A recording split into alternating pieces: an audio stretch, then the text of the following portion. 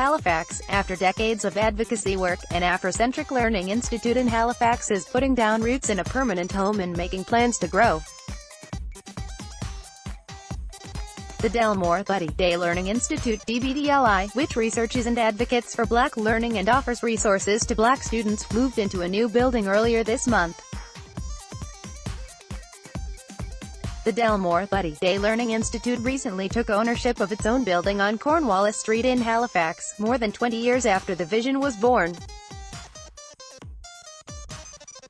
Sylvia Paris Drummond, pictured here in the new space, is the CEO of the Afrocentric organization, Taryn Grant, for Star Metro. The first floor of the 50-year-old, two-story building at 5450 Cornwallis Street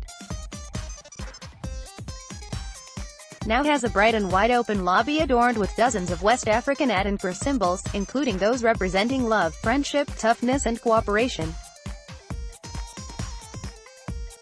The building itself is also a symbol, according to Sylvia Paris Drummond, CEO of DBDLI.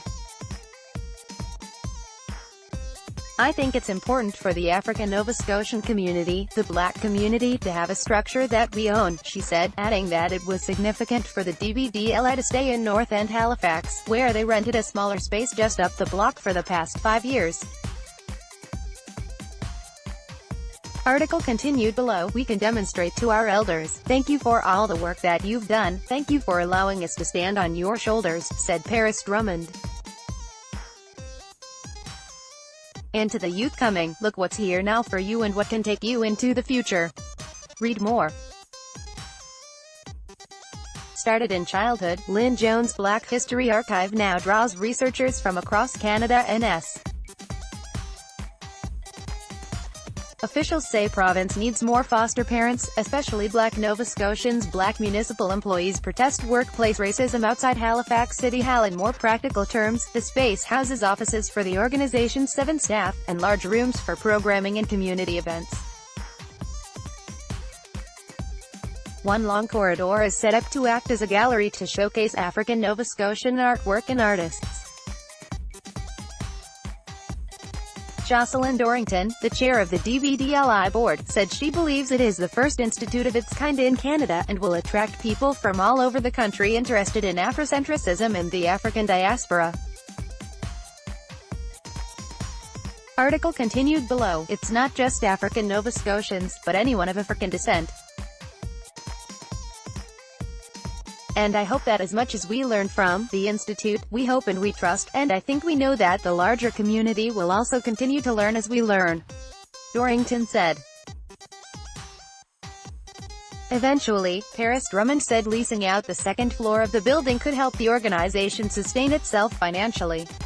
The move is a momentous thing, Paris Drummond said. A rendering of the two-story addition to the Delmore Buddy Day Learning Institute on Cornwallis Street. If approved by the municipality, the organization anticipates adding the extra space in about 5 years. The DBDLI is preparing for growth, with an application moving through Halifax Planning and Development to add 2 stories to the building. The look to have additional floors was a vision into the future, said Paris Drummond, adding that she doesn't anticipate the construction to take place for about 5 years. The addition would require an amendment to Halifax Regional Municipality (HRM) bylaws, which the DBDLI applied for earlier this year. Carl Purvis, a manager with Halifax Planning and Development, said in an email the DBDLI's amendment request passed muster with the Halifax Peninsula Planning Advisory Committee earlier this week. The request will move to Halifax. The vision for the DBDLI has been decades in the making. In 1991, the Nova Scotia government asked for a report on issues facing African Nova Scotians in the education system. By 1994, the Black Learners Advisory Committee (BLAC) released a report on education, which pointed out clear deficiencies in curricula, resources and teacher training when it came to African Nova Scotian students and culture. The Black Report laid out 46 recommendations to redress racial inequities and empower Black learners. Among those was the establishment of an Afrocentric Learning Institute, with a push to open by the start of 1998. The province supported some services of an Afrocentric Learning Institute in the years following the Black Report, but it wasn't until 2012 that an independent board for the DBDLI, named after renowned boxer and Black activist Delmore Buddy Day, was established, and set up operations in rented offices at 5539 Cornwallis Street.